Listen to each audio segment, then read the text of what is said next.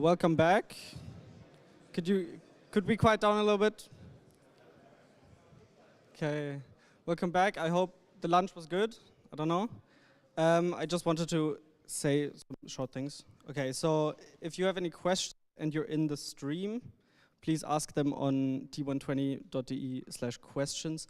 If you're in the room, I think we could just like raise our hand and then we'll deal with it that way. And also there is the party on Friday. So if you want to come to the party, go to t120.de/party, get some tickets. You can also get a ticket on the evening. It's gonna be €1 more. Yes, okay. So now you're gonna see the Master and PhD panel with Sebastian as your host.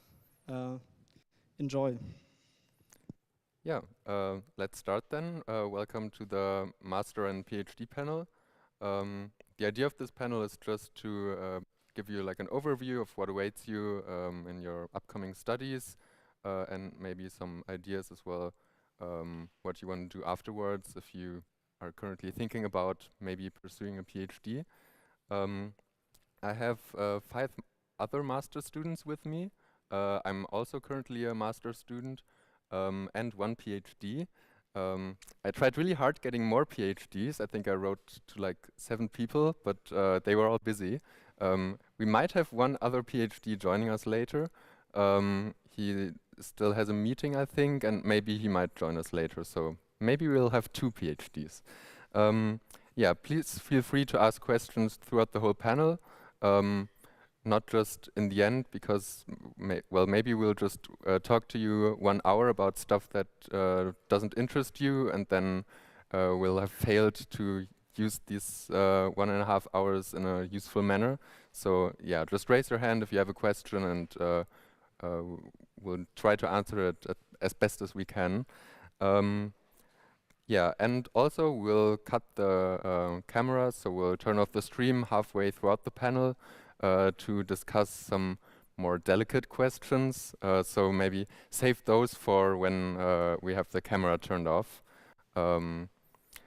Yeah, and with that said, let's start. I think we'll start with a quick intro round, and to save you guys some time to think about what you have to want to answer, I'll go first. The idea is just to say our name, which master we're currently studying, or which research field we're working in. Then at which point of our masters we currently are, so which semester or how many years we've done our PhD. And then, just as a fun fact, our currently favorite place in Darmstadt could be a restaurant, cafe, or some place outdoors maybe. So yeah, my name's Sebastian. I'm currently studying the computer science master, and I'm in my 5th semester, so I've just started writing on my thesis. So yeah, I don't have any more lectures to go, which is nice. Yeah, and my favorite place in Darmstadt would probably have to be the 806 QM cafe right next to the Mensa. It has some very nice comfy sofas, and I spent quite a lot of time there. Yeah, well then let's start from the left. So. Okay, hi everyone, I'm Iris. I'm studying IT security in my 5th semester as well. Okay, now. Hi, I'm Iris. I'm studying IT security in my 5th semester as well. I am starting with my thesis next semester, so finishing by April. And my favorite place in Darmstadt is probably the Mathildenhöhe, especially for the sunset. Hi, Jesus. I'm Alina. I'm studying autonomous systems and robotics. I'm also starting my thesis right now, so I'll be done by next year summer. I have to say my favorite place is also the cafe next to Mensa and Bistro. So yeah, it's a really nice place. You can study there, you can get coffee. Yeah. All right, hi, my name is Jost. I'm also studying computer science in my master's. I'm studying the German master, and I'm doing it part-time. So maybe if you have some part-time questions, I can also answer them. And just to not repeat what everyone else is saying next to me, I think I will opt for the Rosenhöhe. It's a really nice place to go for a walk. Yeah, so that's what I would recommend. Hello everyone, I'm Joachim. I'm finished with my master's actually since like 1 month, and I studied the normal Master of Science Informatics, so the English-speaking General Computer Science Master. And yes, I won't be doing a PhD after my master's thesis, so you can ask me questions about like why I decided against a PhD, because I was considering it a lot. And my favorite place in Darmstadt is probably also like some of them are managed because I wanted to get started on my PhD essentially. And my favorite place in Darmstadt, I would say, is the ditch in Luisen Center, because it's the best ditch in Darmstadt, and I like ditch. It's also the reason why I came to Darmstadt. Okay, hi, my name is Yannick. I've finished my essentially 2 masters, but let's focus on 1 master in IT security. So I'm just on the crossroads between going to industry or deciding to do a PhD. Essentially, my favorite place essentially would be, I'm going to out myself, Ludwigsturm or Ludwigshöhe in the south of Darmstadt. It's, if you want to take like a hike in northern German's terms, you can go there. It's like walk for 15 minutes, and then you have a really nice view. To the north you will see Frankfurt. Essentially this is, I'm not going to say if it's a good view then, but essentially at the end of the day Ludwigshöhe is really nice. Yeah, well, as you already heard, there's quite a few IT security people on this panel. Sorry for that. I really tried to find someone who's studying AI and machine learning, and I couldn't find anyone who had time. So yeah, well, I hope if you have any questions related to that, we can answer them anyway. Yeah, and maybe let's start with a few questions regarding your master's studies. So just in the round, if anyone wants to answer, just say so. How do you go about choosing your or the courses you want to do in the next semester? So, like, what's your usual process for that?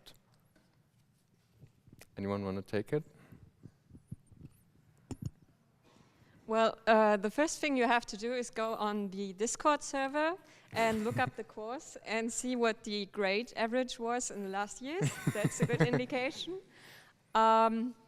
But I usually just registered for too many courses and then go to them in the first weeks and see which ones are actually nice, because yes, you can look at the description, but you never know, like, do you like the style of the lecturer? Is it actually what is promised? I don't know. So you can just go there and then unregister from the ones that don't interest you. Yeah. Yeah, I mostly try to read the headlines in Tukan, so if it's actually catching me.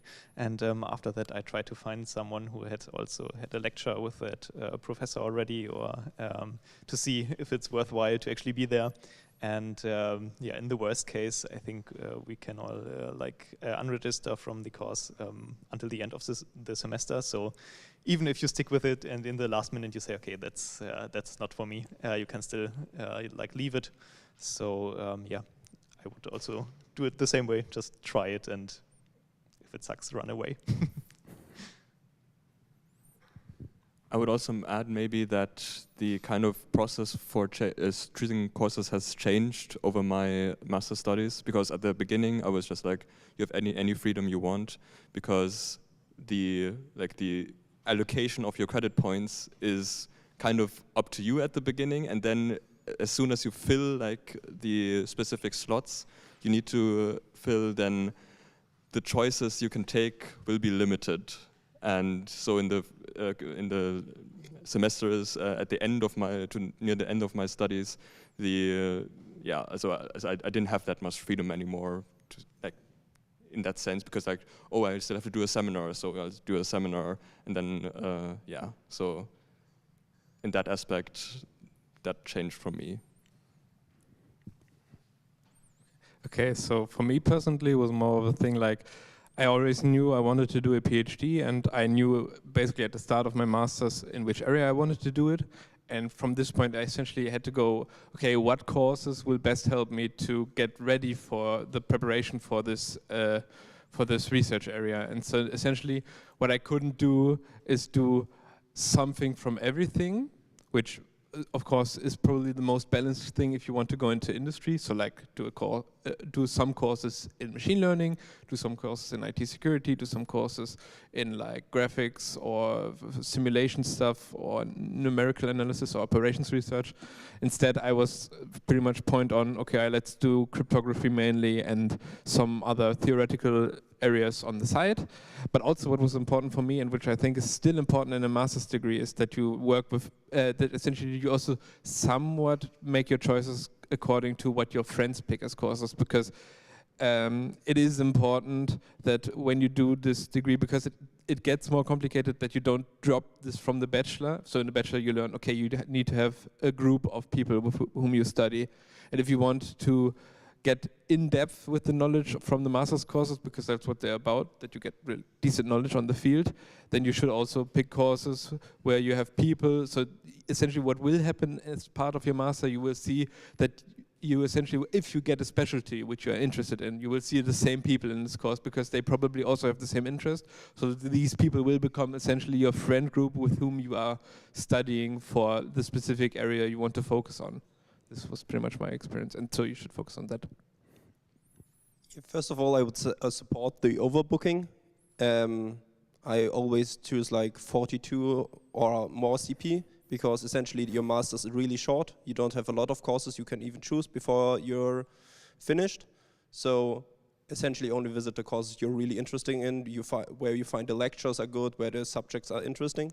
Second of all, I would advise you all to broaden your horizon. Take language courses.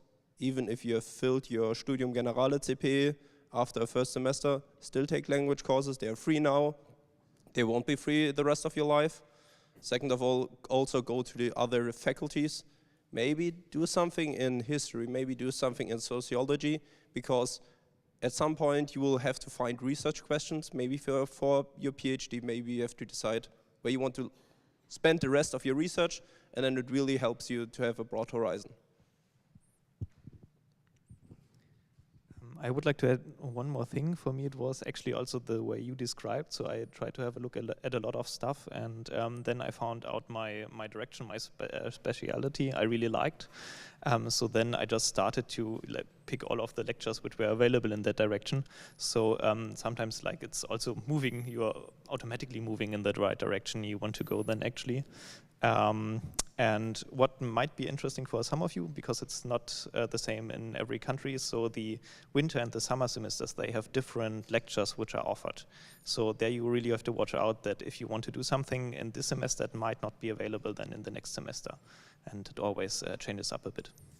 We also have some courses, it's rather rare, but which are only offered every 3 semesters. So if you want to do those, then as soon as you see them, take them, because you won't have the opportunity again, or well, maybe once again in your masters, depending on how long you're studying. And I can also support. Oh yeah, if you want to do. I think there's a question. Sorry, I didn't want. Do you want to do the question first, or? Okay. Okay, then let's wait. I can also support, or maybe some advice for the people who are also studying computer science. I also started out just taking whatever I found most interesting, and in the end I had some theory courses I had to fill, and I think there isn't that much or that many courses in the theory elective area of the computer science master. So yeah, maybe watch out for that you do something in the first few semesters, because those tend to be quite hard courses, and you don't want to be having that kind of course in your last semester. It was a bit stressful, but I mean, it worked out. Yeah, maybe to highlight this point, where if you stick to your curriculum, you will have one summer term in your studies here. So if you don't choose an interesting model next summer, you won't probably have the chance to attend it, or you have to attend it during your thesis. So this is just to highlight Sebastian's point here. Find the courses you find interesting at the end of the day.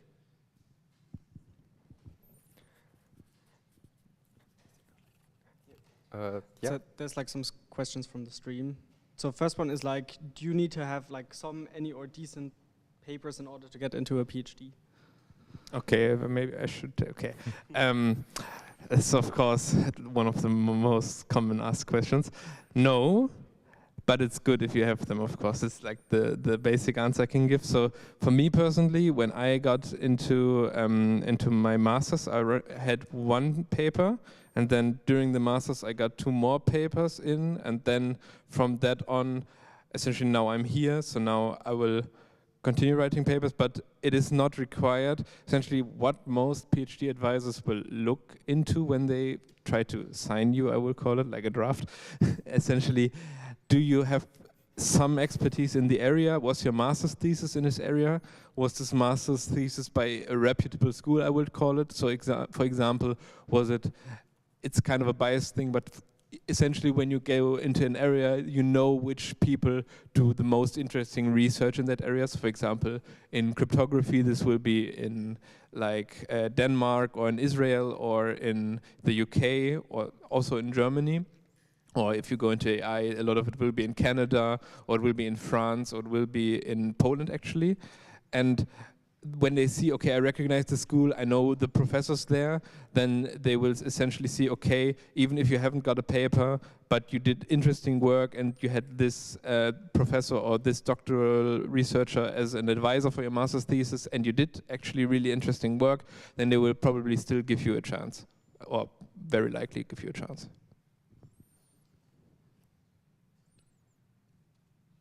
Okay, so someone else asked, as long as I didn't sign up for the exam, can I drop a course? Yes. So yes, you can. If you didn't register for the exam, you basically didn't register. And even if you register for the exam, then you can unregister until 1 week prior.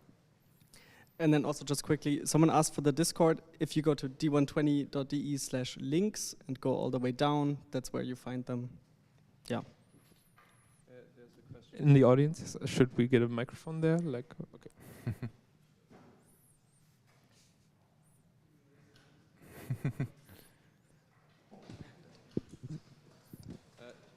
Maybe mention that the voice is on stream. You will be, your voice will be broadcast. This is fine by, okay. Yeah, Max, right? Yes.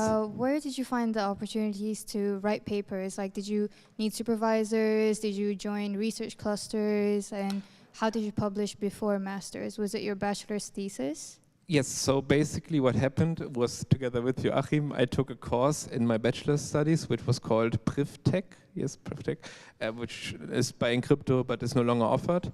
And from this, we started work in like a specific area, which is a really niche topic. And from this, it developed that essentially we built up good rapport with our past thesis advisor, Daniel Günther. He was a doctoral student, now he's a researcher in cryptography in Düsseldorf. And essentially, he took us up and he gave us a bachelor's thesis topic. And both of us, he also has, can I mention this? Is this fine by you? Did you have papers? Okay. He also has research papers. And essentially, both of our bachelor's thesis, we pursued them further as like HEVs, so as like student research assistants. So we essentially took the work we did with our bachelor thesis, continued this, developed it further, did the benchmarking, and then we pursued publishing. But different research groups are different in this regard. There are some groups which really heavily focus on publishing their work, and some bachelor theses are rather not in this area, that they are prominent research. So essentially, if you see a group which is research heavy, which has a lot of PhD students that actively publish papers and don't just write like, let's call it monographies, so like single works of PhD thesis, then it's likely that you can ask these PhD students, do you have a bachelor thesis for me or a master's thesis for me? And is this like, can we work on this, that essentially this may be published? And in many cases, it is likely that this can happen. So yeah, essentially I started in yes, sorry. No, just thank you for your answer. Okay, thank you. I think in general, it's also advisable to get these topics from seminars or labs. So if you take a seminar or lab with some research group, then that can also lead to you working further on that topic and maybe publishing something about it. Yeah, that really depends. Can we just get a quick introduction on the different types of lectures in the courses, like seminars, labs, practicums, lectures, so on and so forth? So I didn't quit. What should I give? Or like a quick description of the types of courses offered, like seminars, labs, okay. lectures. So how many would you recommend? Like things like that. Yeah. It depends on answer. Okay. It depends, obviously. So, which master are you studying? Okay. I don't know how it's in your space, but essentially, if I get your question right, interrupt me if I get anything wrong. Seminars in our space are most often not the format you see in the US. Most often you get a research topic at the beginning of the semester. You're expected to write a report. There are maybe like bi-weekly meetings with a supervisor where you discuss your research progress. Some professors do the seminar, like we meet every week, we discuss some papers. This student gives the pro arguments, this student gives the con arguments. It really depends. This is why we advise overbooking, because if you don't like it, don't go there. Second of all, labs and practica are the same, essentially for you. There is the difference to Praktikum in der Lehre. I don't know the English word for it. Yeah, teaching internship. So you have labs. This is where you get hands-on most often. In AI, you will probably build some project, train some models. We have good clusters for this. And in teaching internships, this is when you, for instance, maybe if you have visited a course, and in the year after, you can help organize this course or help with the exercises. So these are essentially like seminars, labs, and teaching internships. And I don't think there's any more categories in your masters.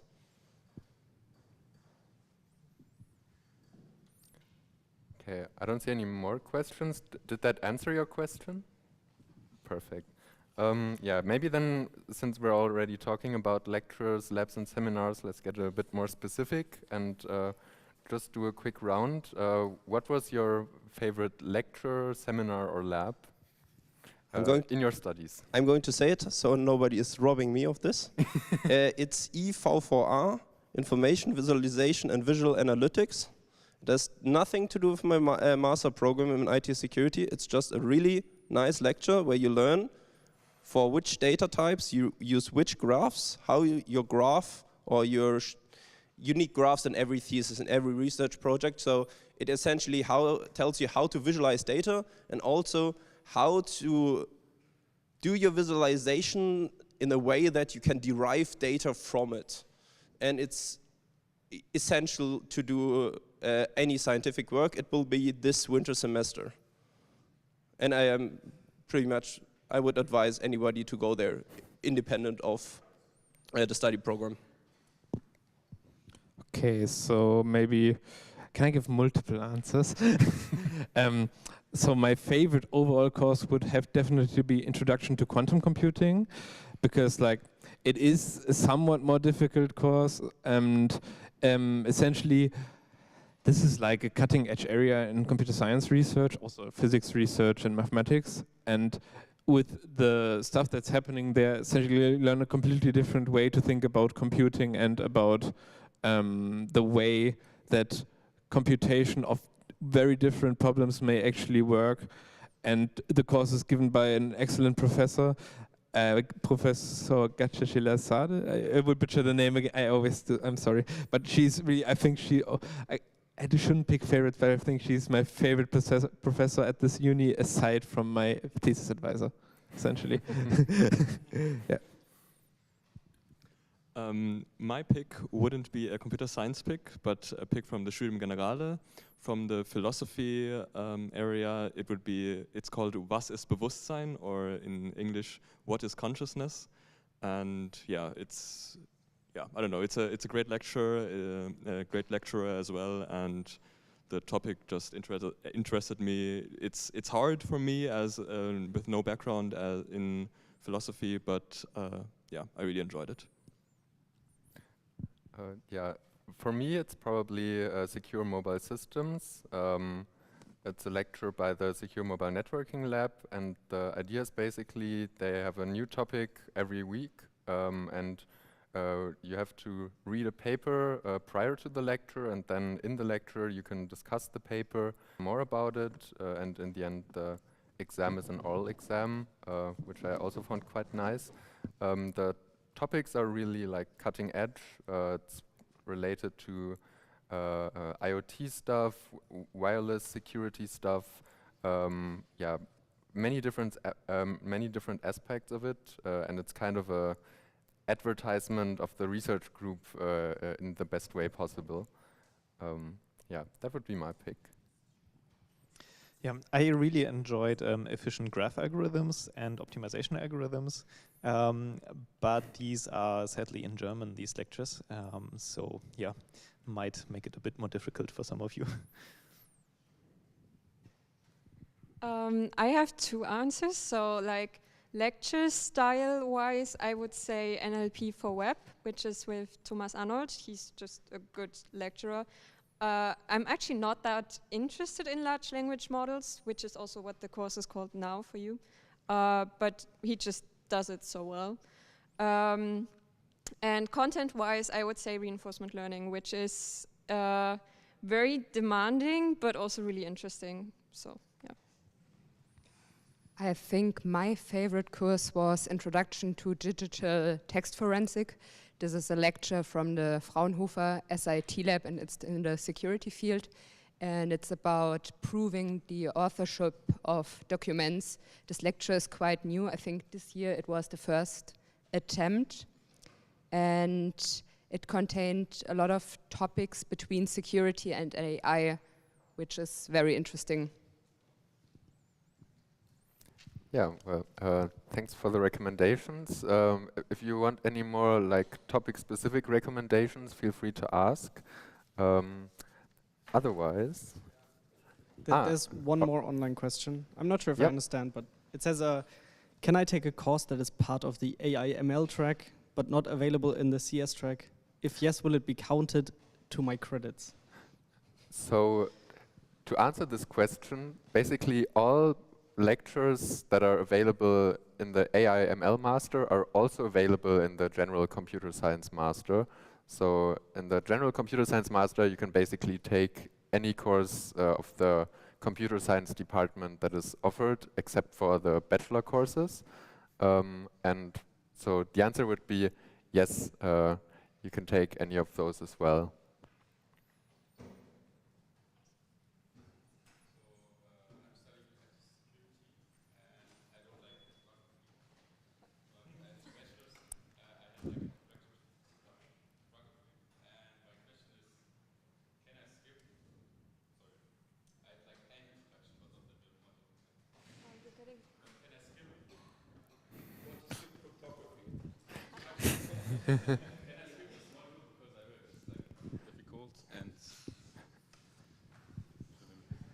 So you are enrolled in the new Master of Science in IT Security, so I think you can skip it. This is the big change. Okay, repeat the question. So essentially your question was, I am studying the Master of Science IT Security. I would like to skip the cryptography courses in this master's degree, and is this possible essentially? Is this a good, like, or, yeah. Is this like a good idea because like, I think I have to take 12 credits in this area, and can I do like other courses that are easy or other courses in general if I don't? So I will, okay, we can move on. Okay, so essentially, yes, of course you can. There are courses in this area, so other courses which will be accounted for that. my recommendation is you should at least try to complete Einführung in die Kryptographie, so Introduction to Cryptography. If it is really not your strong suit, so you struggle with like the proofs and the heavier mathematics of this, you don't have to, of course, but like then you should put a stronger focus on the IT security part, also essentially the web security part and like system security, and at least have some fundamental knowledge which you probably have gained in the IT security course or the CSS course or some similar course. CSS, I would say CSS. So you should at least know the vocabulary, but I think it's fine if you do not know the in-depth mathematics. And maybe you answer. Yeah, as an addition, the courses catalog names it not cryptography, it names cryptography and foundations. So essentially you can choose introduction to quantum computing. It's a harder lecture, to be honest, I would say, as intro to crypto. For a personal note, I would say if you want to be a professional in IT security at some point, you should have a basic understanding about cryptography. And CSS is not enough. Like it's... Okay, we come to the places where we say something not so good about a lecture at the point where the camera is cut off.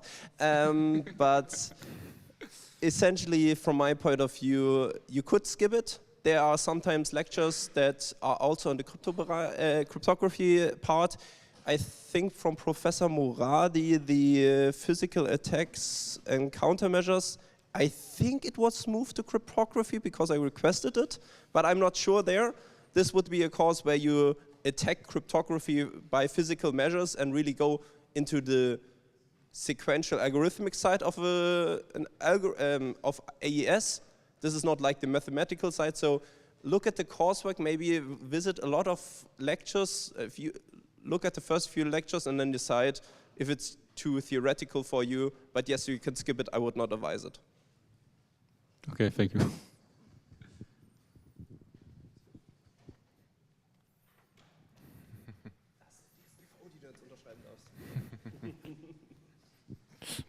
Yeah, so we also have some online questions. So someone was asking about how like English is not their strongest skill and they want to like improve. Do you guys have any tips on how to improve in English? What do they want to write?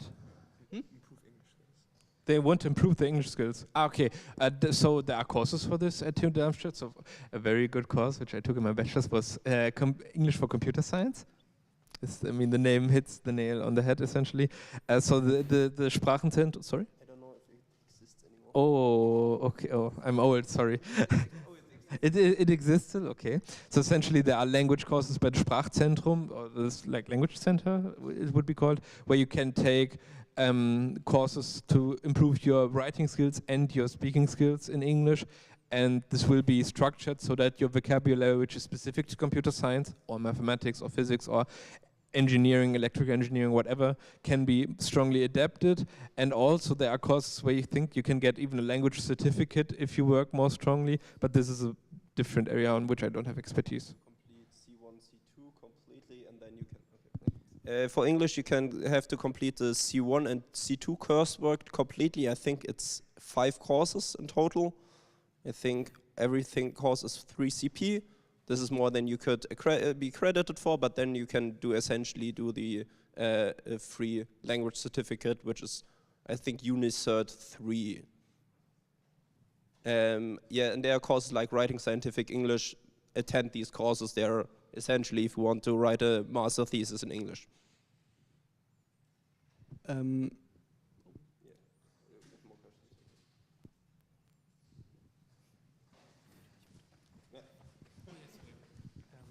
And maybe to add it again about learning English, I think you can also use a lot of your free time also, but in the sense that you are maybe also already reading some blogs or viewing some stuff on YouTube or whatever. There are enough English speaking blogs or channels out there which are really interesting and also most definitely have your topic of interest. So maybe just switch to that. Change your Reddit feed to something in English. I think there are a lot of options. You can actually also get the vocabulary from computer science. Yeah, I could only find quantum information science in Tucan, but not introduction to quantum computing. Is it like the new name for the same module, or will it only come in summer semester?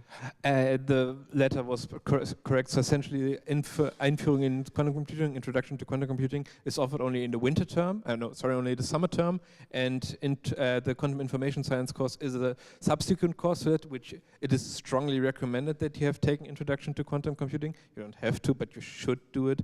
And this builds upon this topic, and it is more into quantum information theory and encoding theory and quantum complexity theory. So it is a strong prerequisite that you first take intro quantum computing in the summer term and then take quantum information science in the winter term. Okay, thank you. There's a question down there, I think.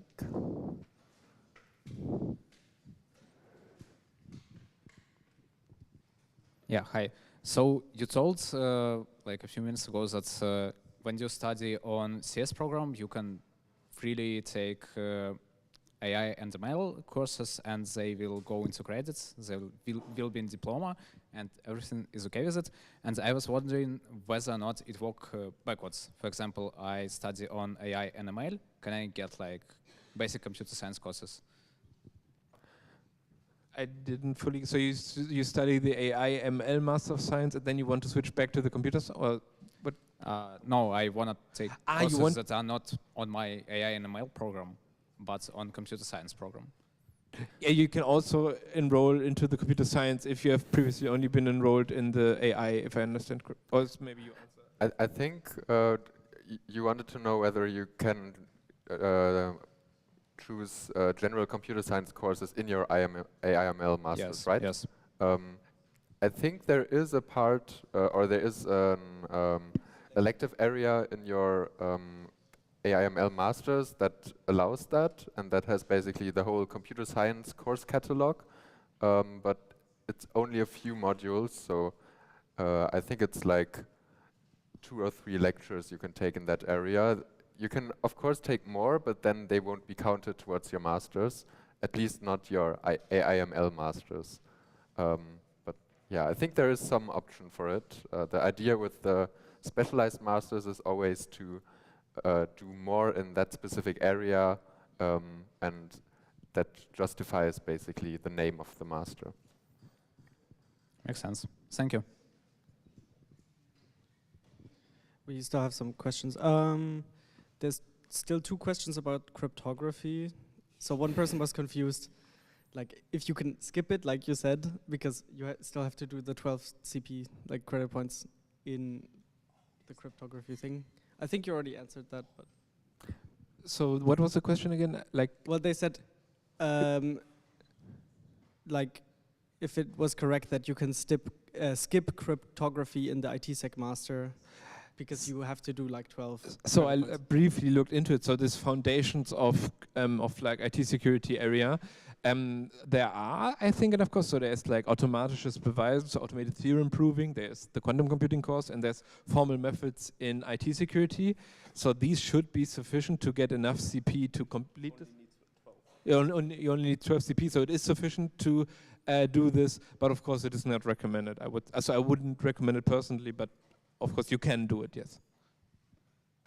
Another person was also asking if they should skip like Einführung in Kryptographie. I think you answered that already. Yes. Then someone is asking about like the specialization. They say they're in computer science master, and they want to know if picking in specialization is like automatic process, or if you pick it at some point. I think, yeah, there's some confusion. So by picking specialization, it is, I presume it is meant that you go deeper into one area as you complete your degree, essentially. So in that case, if I understand like that, I would say, for me at least, yes, it's purely anecdotal. So likely it will happen for you too, because there's only so much CP you can do during your master's degree, and if you have certain strong suits and other people and other areas are not so much your strong suit, you will gravitate towards doing courses in this area. But it is of course possible to jump between many different areas, but then it is also more difficult to have like a master's thesis which goes super in depth on one area, because you will likely lack some more detailed information or some background knowledge, which is not part of the getting started part of your master's thesis, which should be a requirement for a very in-depth topic. So you can't go spear deep into one specific area. It will be more likely that you have a more surface level master's thesis. So it is more of a choice, I would say. If the question is whether there's like something like a formal specification, like a minor to the master, no, that's not possible anymore. That was removed. Removed as an option with the new Prüfungsordnung.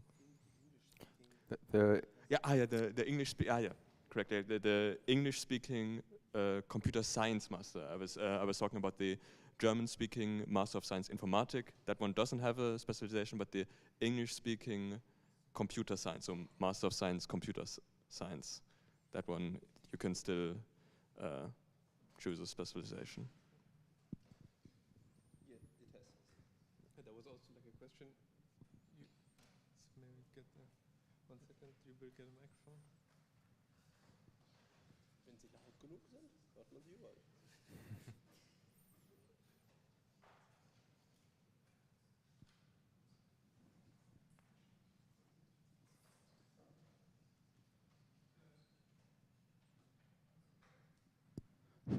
So would you advise to take mathematical course from the mathematical faculty in the Studium General, or we don't need that much mathematics in master? So if I want to later pursue my PhD, for example, so it is mathematics needed or not so much? If in Studium Generale you find courses that interest you, take them. So this is an opportunity to get to do the courses that interest you and also get credit points for this. So of course, like there's only like a limited amount of credit points you can put into the Studium Generale. So if you want to also do a language course and other stuff, so but like if the opportunity is there, do take it. And if you if these courses that interest you happen to be in the mathematical area, then take them. Yeah. But the question was, do we need that much mathematics, or the bachelor niveau in mathematics is okay? So for masters. For the courses in the computer science area, I don't think any of them will presume knowledge from a course that is offered by or not in the computer science area. I don't think, like, if there will be some like fundamentals, like mathematical foundations that are required, then they will introduce them in the lecture itself.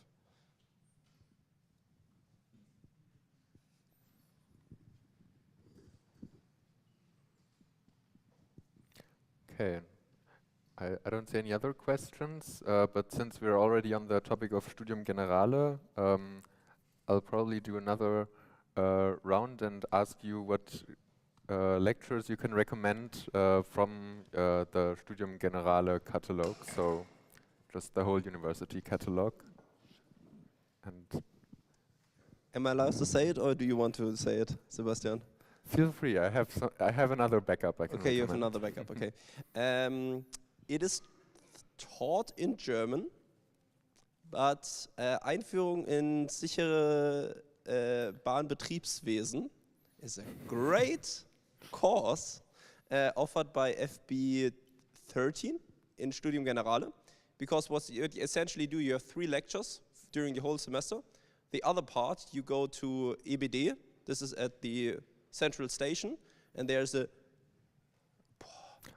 model railway? Yeah, a 300-400 square meter toy railway system where they have essentially modeled the whole train station. Every part you have old switching stations with old levers, but also the modern ones, and you can essentially learn how the whole German railway system worked or started to work from like Kaiserreich-Zeiten until now. So if you have nothing to do on Thursday evenings, I would really recommend you this course. It's in Studium General. It starts this winter semester. If you enjoy anything about trains or travel by train or want to learn essentially anything about this topic, I would recommend it. So for my favorite course, I have to ask you actually, what was the formal course name for the Hans Jonas? Yeah, but like this is like this was group like applied philosophy or something, or. Okay, so essentially there are like these philosophy, I would call seminars, right? So where this was called for us Hans Jonas, das Prinzip Verantwortung, where we took this book by Hans Jonas, who was a philosopher in the early 20th century. And you read this book as a group, and then everyone has to write an essay on it. And because for me, basically, I only know what's it called? Hauspsychology, so I have no formal training in sociology or psychology or similar. It was really, or philosophy, it was really interesting to like write an essay and put in some anecdotes on this essay. Yeah. Yeah, for me, my favorite course again, the Was ist Bewusstsein? And so what is consciousness? And in general, in Studium Generale, I took a lot of courses from philosophy, also foundational courses as well.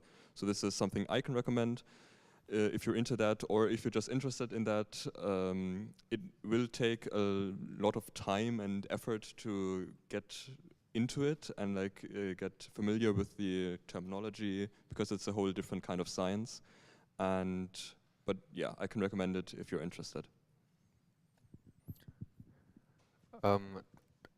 I also took Studium Generale course in the history department, which I found quite nice, called Antique Religion. It's also in German, and yeah, you basically learn about the religious rituals of the ancient Romans and Greeks. The exam is also quite nice to do, so yeah, it was a nice course if you have an interest in history and that field specifically. So I did Verkehr 1 und 2, and that is also from the FB13. Essentially, you are learning how to build streets and how would you mix asphalt and how you plan the streets in the terrain, and how are train systems working, how do you model people going from work to somewhere else, and so on. So that was really interesting, but I have to say that it was the most work I ever had with any of the modules, so in my whole study, in my bachelor's and all of the other master lectures I had until now. But it was really interesting. So also something you can just jump in and start without a lot of knowledge beforehand.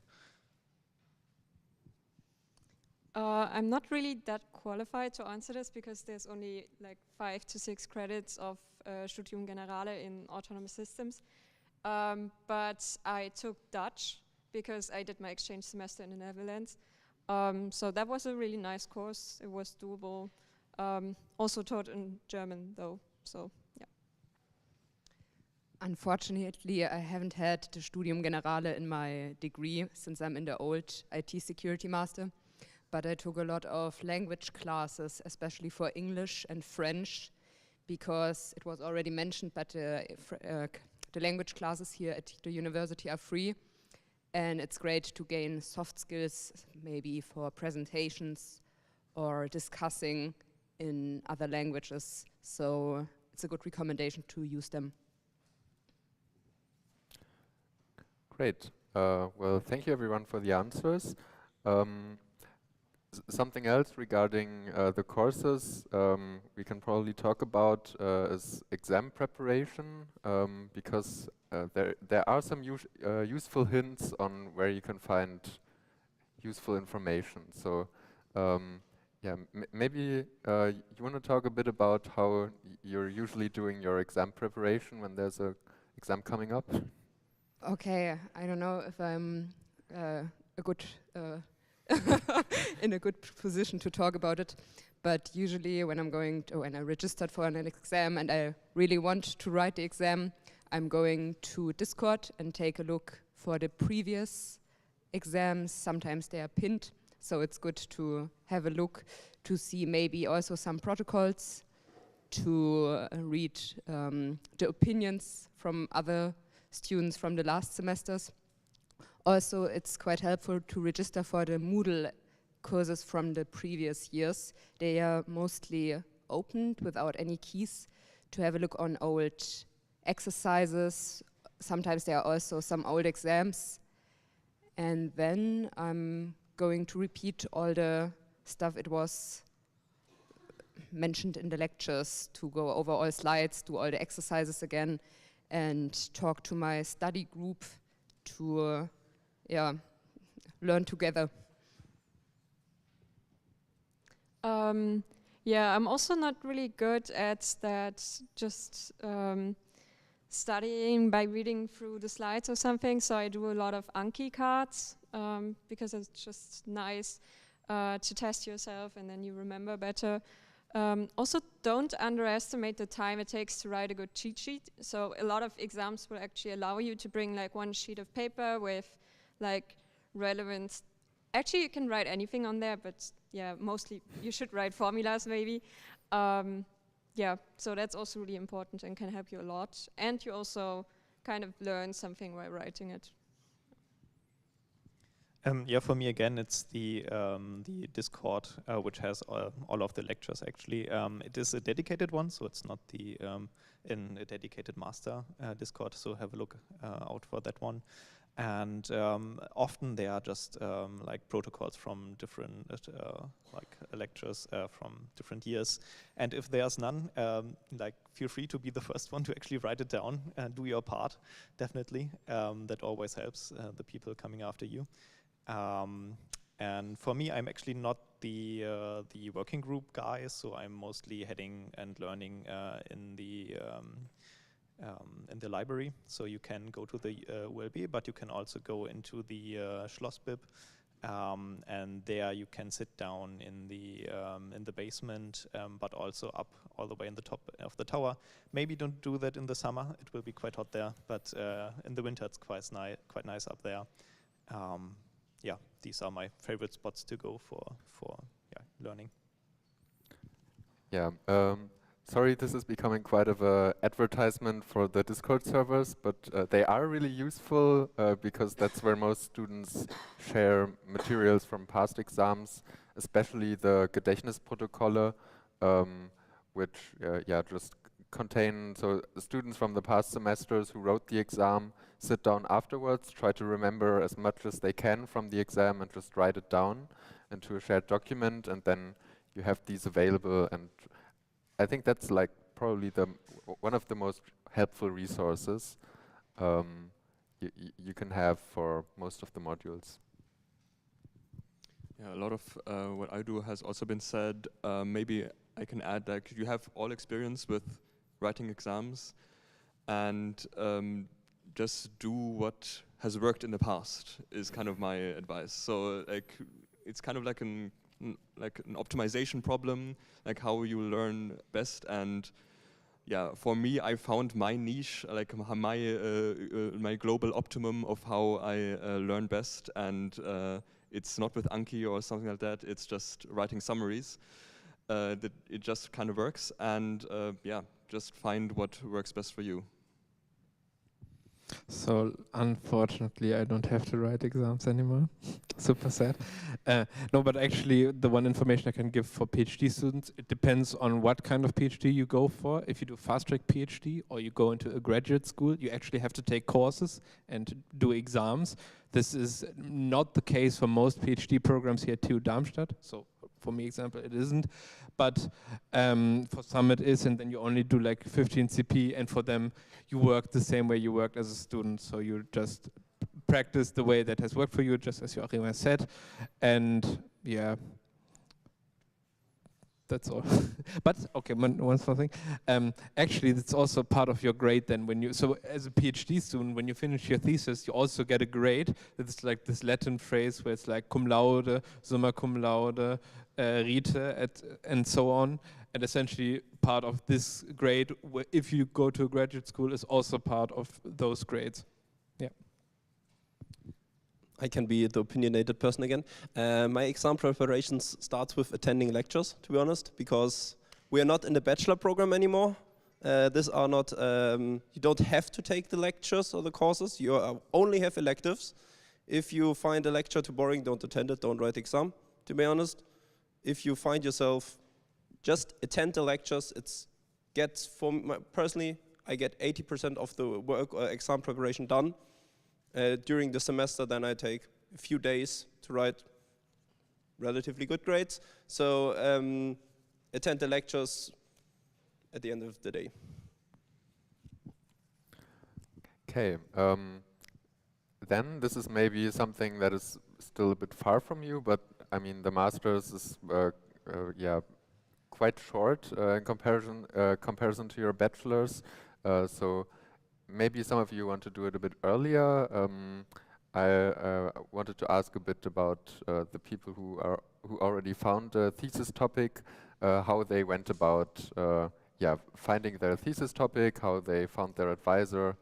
Yeah, I mean, you already found something. Maybe you want to talk a bit about it. Okay, so I'm writing my thesis at the lab where I did my seminar, and I think it's in a field between security and AI. And show some initiative. I haven't started looking yet, but as you said, a lot of the lectures are actually doing active advertisement at the end of their lectures because they have great topics and they want people to do it. So yeah, maybe that's also an option. I would say that one thing that's very important during the thesis is the kind of relationship you have with your supervisor. And if that doesn't work out, that's like, even though the topic might be very interesting, you might be very good, it may not lead to a good outcome. So I think it's important to know that the person, or to trust the person, or like to have a good relationship with the supervisor. And one of the ways to do this is like also the way I did it, is like to have prior knowledge of how the person works. And one of the options to do this is, for example, a seminar, which was already mentioned, or labs, or even like a HIVI, like, which is my like approach. Yeah, and also goes both ways.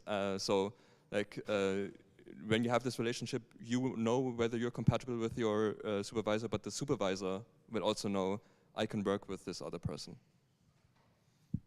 Okay, so for me, the way it worked is the same as for Joachim. So I was a HIVI, and then I essentially asked around in the group for a topic, but also because I wanted to go more into a theoretical direction, I also asked some other groups, and there essentially I only got topics which didn't interest me, so I kind of just said to them, thank you for this offer, but no. So maybe more on the side of how the other side, so the PhD people, give the thesis. First of all, as already mentioned, write emails to us. We usually are reachable. If we aren't reachable, then don't bother. There are some groups at this university who don't answer emails, and this is only like the most basic sign that this is not a good group to do your master's thesis. Your master's thesis is important. It's like a very big part of your grade, and it's part of like the welcome sign of your CV, essentially, I would say, because this is what interests me the most if I'm looking at you as a researcher. And one thing we also do, essentially, because we don't put every thesis out there, sometimes we will notice that some people in our courses are not so good, but some people are very good. And if you are very excellent, we will actually sometimes come out to you because we noticed that you actually came up with something in the lectures or in the seminar or similar, and you gave like a really interesting remark, and we will actually try to develop the topic together with you. This is also the case if you ask us for a topic, because the university has to give you master's thesis topics. It is like their legal requirement, I would say. So in essence, try to ask interesting questions to your thesis advisor, and they will try to collaboratively come up on a topic with you together. This is like my main insight I want to give you. Yeah, as was mentioned before, with seminars I found my thesis topic through a lab because my co-supervisor we stayed connected, and then I just talked to him, and he found a thesis in a topic where I was not looking for essentially, but I was say, okay, it has something to do with really hands-on hardware at the end of the day, and I'm interested in these topics, so I took it, and it was really, really great. And essentially, Lab Prior really helped me to realize that this supervisor is, you just work great together, because some supervisors micromanage, some students really, I will use the word babysitting essentially, where they need feedback like every 2 days if they are still doing the progress they need. You have to find supervisors that can essentially do that for you. At the end of the day, I would advise you to network, to start even in lectures. This does not mean that you go up to the professor or the PhD student and ask for their LinkedIn, but essentially, if you have a good question at the end of the lecture, go up, ask it, talk to them. Most PhD students and even professors are happy to stay maybe sometimes 30 minutes afterwards to discuss some topic with you. And through these connections, if they even remember your face and see that you're interested in the topic, they are really eager to even give you a thesis work, because you compared to most bachelor thesis, most of your master thesis will help some PhD at the end of the day, or will end up in a paper. So they also have a motivation to give you a master thesis if you're a good student or interested in the topic. Yeah, I mean, I'm probably also repeating myself if I say how I found my topic. I also found it through a lab or a project I was doing, and asked that supervisor for a topic basically, and we came up with something. You probably already heard that mostly the uni offers topics to you. It can also be the other way around, that you come up with something, but maybe this is relevant to some of you if you want to do something in collaboration with a company and they have a topic, and then you will have a rather hard time, because most of the professors here, they are interested in their own research topic, and they want students to write theses in these areas. And it is possible to find a compromise that a professor agrees supervising, or a PhD agrees supervising a topic that is coming from a third party, but it is rather unlikely, just in case this is relevant to any of you. Maybe even other faculties, if you want to do some joint topics between them. Also, one thing maybe really important, actually, the 120.de has like a list of all Fachgruppen, of all research groups at our uni, and there you can find, I think there's even pages too where the theses are listed, so check out there definitely. And if they're not up to date, inform us. Yes. Yeah. Oh, we have a question? Yes. Sorry.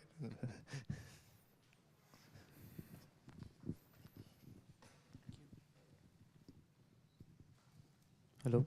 Yeah. So just following up on that, if you want to work with institutions like Fraunhofer or TFKI on some research topics, how does that work?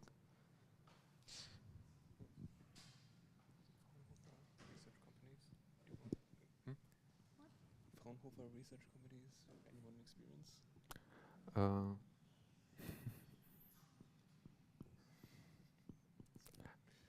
I don't think anyone of us has experience, but The wrong people here. yeah. Maybe later in the get-together. Maybe later in the get-together, there may.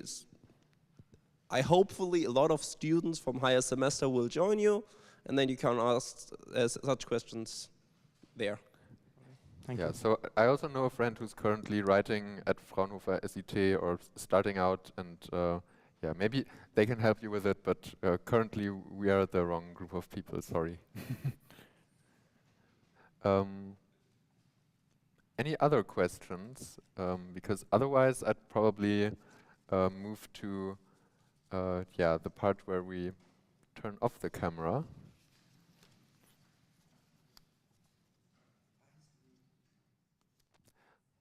Okay, yeah, it seems like that. So to the stream, thank you for joining. We'll close the stream for now. I'm sorry you'll have to live without the without the tea we're going to spill now.